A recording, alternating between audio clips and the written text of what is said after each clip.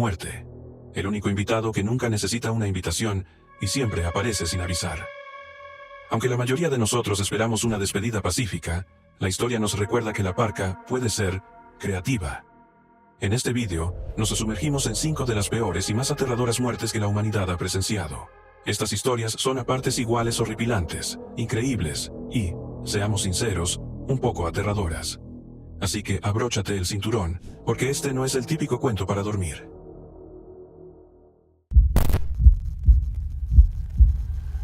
Era una tarde de primavera, el 24 de marzo de 1944, en Alcolu, Carolina del Sur.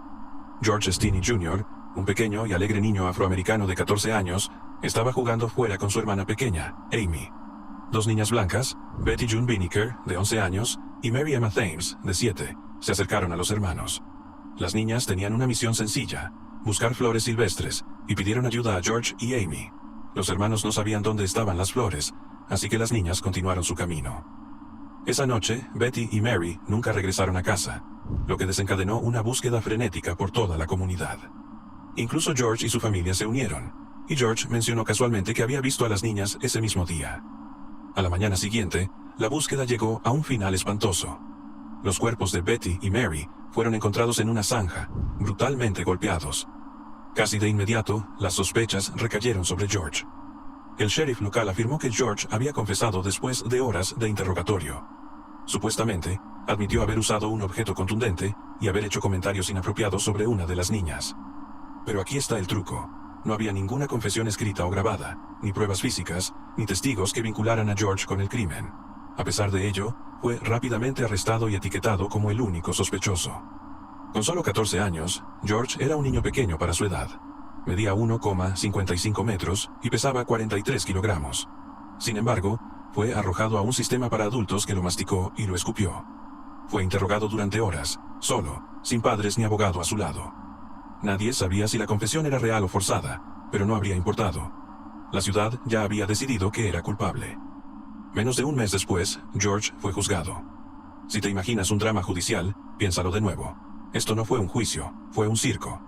Su abogado de oficio, un abogado fiscal con nula experiencia penal, apenas opuso resistencia.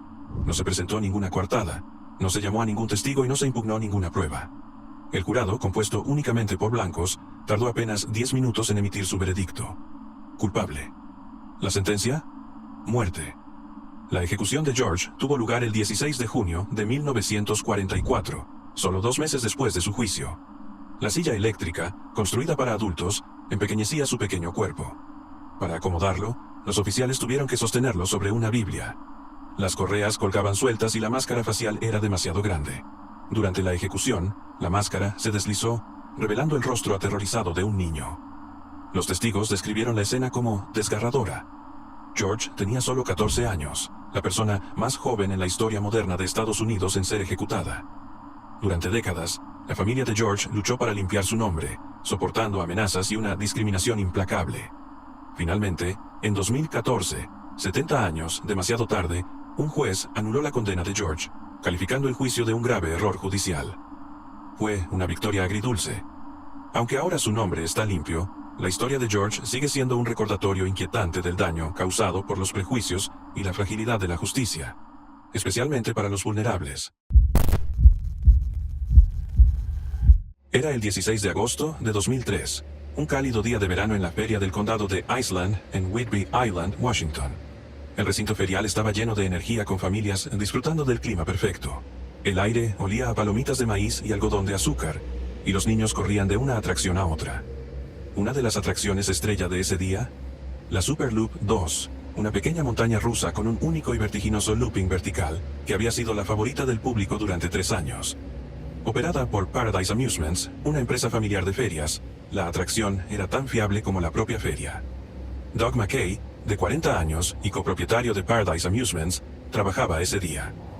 Doug no era solo un hombre de negocios, era la vida del carnaval, de principio a fin. Habiendo crecido en el sector, había empezado de niño vendiendo palomitas de maíz, antes de convertirse en el tipo que mantenía las atracciones funcionando como un reloj. Doug y su esposa, Cher, habían dedicado sus vidas a su negocio de carnaval, convirtiéndolo en un elemento básico muy querido por la comunidad. Esa tarde, Doug notó que el Superloop 2 necesitaba un poco de cariño. La pista necesitaba lubricación, solo una reparación de rutina para alguien tan experimentado como Doug. Confiado en sus habilidades, decidió ocuparse de ello de inmediato. Pero en lugar de apagar la atracción, Doug se subió para hacer el mantenimiento mientras todavía estaba en funcionamiento con pasajeros a bordo. Lo que sucedió después fue una pesadilla que nadie podría haber predicho. Mientras Doug trabajaba en la pista, perdió el equilibrio y resbaló. Su largo cabello se enredó en uno de los carritos de pasajeros en rápido movimiento, y, en un instante, fue arrastrado por el aire. Los testigos observaron con horror cómo era arrastrado por la pista, chocando con partes de la atracción antes de ser lanzado casi 12 metros por los aires. Aterrizó con fuerza contra una valla metálica y, trágicamente, Doug no sobrevivió. El accidente se desarrolló a la vista de los asistentes a la feria, incluidos los niños que montaban en el Superloop 2. Para los que estaban en la atracción, no fue solo un roce con el terror, fue traumático. Algunos niños estaban tan cerca del incidente que acabaron cubiertos de sangre. Los padres se apresuraron a consolar a sus hijos, muchos de los cuales estaban visiblemente conmocionados. Un padre, Rob Boltz, se llevó inmediatamente a su hijo Dylan, de 12 años, que había estado en la atracción, a casa para limpiarlo antes de que la policía pudiera siquiera empezar a interrogarlo. Las fuerzas del orden entrevistaron a los jóvenes testigos como parte de su investigación, pero el proceso dejó a algunos padres frustrados. Pensaban que era demasiado pronto para presionar a los niños traumatizados para que dieran detalles. Mientras tanto, el recinto ferial, inquietantemente tranquilo en los momentos posteriores al accidente, reanudó sus actividades en menos de una hora. Sin embargo, la Superloop 2 se cerró definitivamente. A pesar de la tragedia, Cher McKay tomó la sincera decisión de cumplir la promesa que le había hecho a Doug, mantener el carnaval en funcionamiento. Las otras atracciones reabrieron al día siguiente, pero la ausencia de Doug fue profundamente sentida por su familia y su equipo. La trágica muerte de Doug conmocionó al sector y sirvió como un sombrío recordatorio de los riesgos que conlleva el funcionamiento de las atracciones de feria. Aunque no se presentaron cargos ni se aplicaron normas de seguridad, ya que Doug era el propietario del negocio, no un empleado. Su historia puso de relieve la importancia de las precauciones de seguridad, sin importar la experiencia de la persona. Doug McKay dejó atrás a su esposa, Cher, y a sus 3 hijos, Travis, Michelle y Kelsey. Su funeral se celebró el 26 de agosto de 2003, y asistieron sus seres queridos, que se reunieron para celebrar la vida de un hombre que lo había dedicado todo a su familia y a su oficio. Su pérdida supuso un capítulo desgarrador para la industria y un recordatorio duradero de la fragilidad de la vida. Era una fría tarde de noviembre de 1988, de esas que te dan ganas de correr a casa, acurrucarte y olvidarte del mundo. Para Junko Furuta, una estudiante de secundaria de 17 años de Saitama, Japón, era un día como cualquier otro. Iba en bicicleta a casa después de la escuela, con la mente probablemente perdida en sueños sobre su futuro. Estaba ahorrando para un viaje de graduación y estudiando mucho para sus exámenes. Junko era conocida por su sonrisa brillante y su espíritu ambicioso, pero poco sabía ella que su rutinario viaje a casa se convertiría en una pesadilla que sacudiría a toda una nación. Alrededor de las 8:30 de la noche, Junko fue abordada por 2 compañeros de clase, Hiroshi Miyano y Shinji Minato. Miyano no era el típico adolescente problemático. Tenía fama de violento y una peligrosa obsesión por Junko después de que ella rechazara sus insinuaciones románticas.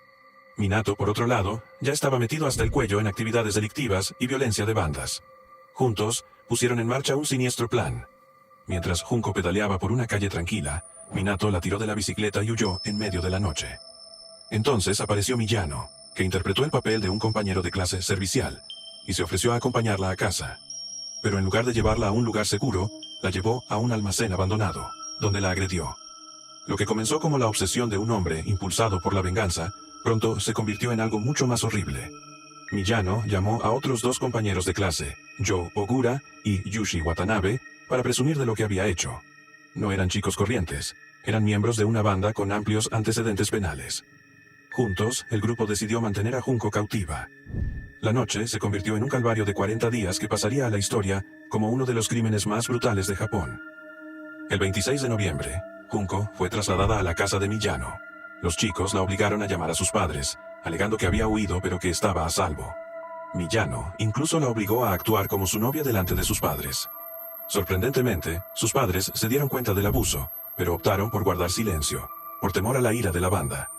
Lo que siguió fue una serie de acontecimientos indescriptibles. Durante 40 días, Junko soportó un sufrimiento inimaginable. La golpeaban, agredían y torturaban a diario. Sus captores incluso invitaban a otros a unirse a los abusos. Los informes sugieren que casi 100 personas estuvieron involucradas. La crueldad no conocía límites. Quemaron a Junko, la obligaron a consumir sustancias nocivas y la dejaron expuesta a temperaturas bajo cero. Su cuerpo quedó irreconocible, pero sus súplicas de piedad cayeron en saco roto. Incluso cuando Junko logró contactar brevemente con la policía, sus captores la atraparon y la castigaron aún más severamente. En enero de 1989, estaba en estado crítico. Sus heridas eran tan horribles que su cuerpo comenzó a descomponerse mientras aún estaba viva. Finalmente, sus captores se aburrieron y, en un último y escalofriante acto de violencia, vertieron líquido de encendedor sobre ella y le prendieron fuego. Demasiado débil para defenderse, Junko sucumbió a sus heridas el 4 de enero. Los chicos se deshicieron de su cuerpo en un bidón de 208 litros lleno de cemento, abandonándolo en Tokio. Pero su crimen se desveló más tarde ese mismo mes cuando Miyano y Ogura fueron arrestados por un delito no relacionado. Durante el interrogatorio, Miyano confesó, lo que llevó a la policía hasta los restos de Junko. Lo que siguió fue un desenlace legal que provocó indignación. Como menores de edad, los autores recibieron sentencias sorprendentemente indulgentes. Miyano cumplió 20 años, mientras que los demás se enfrentaron a penas de tan solo 5 a 9 años. Incluso después de su liberación, muchos continuaron con sus actividades delictivas, dejando a la familia de Junko y al público con el corazón roto. La historia de Junko no es solo una historia de crueldad, es un duro recordatorio de los fallos sistémicos. Su caso encendió los debates en Japón sobre la ley de menores y la edad de responsabilidad penal. Pero las cicatrices de esta tragedia persisten. Aunque se han realizado reformas, la pregunta inquietante sigue siendo, ¿se hizo justicia de verdad? Era el 19 de marzo de 2015, en Kabul, Afganistán. El aire zumbaba con la expectación por el próximo año nuevo afgano, y Farkhunda Malikzada, de 27 años, tenía todo su día planeado. Profesora voluntaria y estudiante de Derecho Islámico, soñaba con convertirse en juez algún día. Aquella mañana, le aseguró a su madre, Bibi Hajera, que ayudaría con los preparativos de Año Nuevo una vez que regresara de su clase de recitación del Corán. Pero, por desgracia, Farkhunda nunca llegó a casa. De camino a casa se detuvo en la mezquita Shado Shamshira, una decisión aparentemente normal que cambiaría su destino. Dentro de la mezquita, se vio envuelta en una acalorada discusión con Sudán, el cuidador del santuario. Farkhunda se oponía a la venta de amuletos por su parte, ya que consideraba que tales prácticas eran supersticiosas y contrarias a las enseñanzas islámicas. El desacuerdo se tensó, y Sudán, en un momento de furia, gritó una acusación que encendería la chispa en la multitud que se reunía a su alrededor. Afirmó que Farkhunda había faltado al respeto al Corán. La acusación se extendió como la pólvora. Nadie cuestionó su veracidad. Rápidamente se formó una multitud, cuya ira se vio alimentada por la incomprensión y un ciego sentido de indignación. Farkhunda, aterrorizada pero resuelta, negó con vehemencia las acusaciones. Declaró repetidamente su fe como musulmana devota y su respeto por el Corán. Pero nadie estaba dispuesto a escucharla. La ira de la multitud se convirtió en violencia. Arrastrada fuera de la mezquita, Farkhunda fue brutalmente atacada con palos y piedras. La policía llegó, pero en lugar de intervenir para protegerla, se quedó de brazos cruzados, disparando tiros de advertencia al aire y haciendo poco para controlar a la multitud. En un momento dado, los agentes la trasladaron al tejado de la mezquita, probablemente en un intento de protegerla. Pero la multitud le arrojó objetos hasta que cayó de nuevo en medio de ellos. Lo que siguió fue una auténtica pesadilla. Farkhunda fue golpeada hasta el punto de colapsar. Un coche pasó por encima de su cuerpo, arrastrándola por la carretera.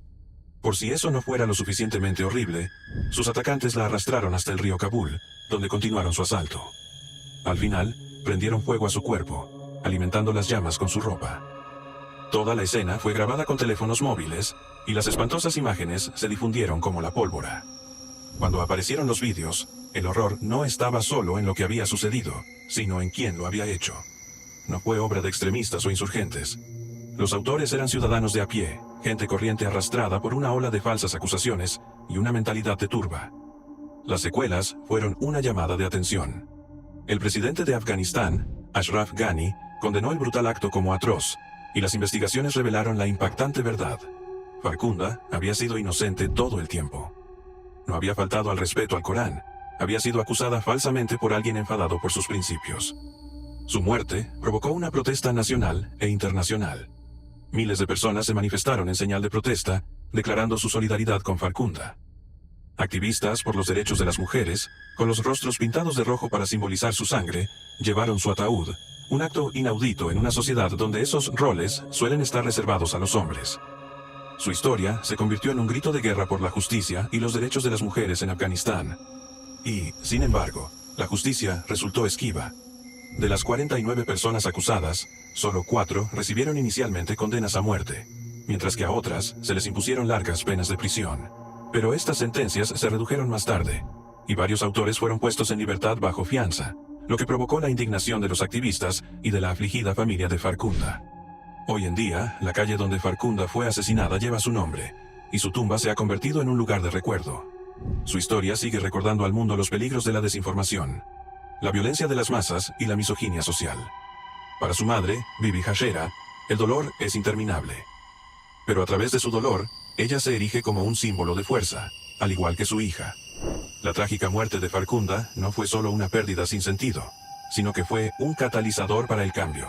Y aunque su historia es desgarradora, sirve como un poderoso recordatorio de la resistencia de aquellos que luchan por la justicia, incluso frente a una crueldad inimaginable.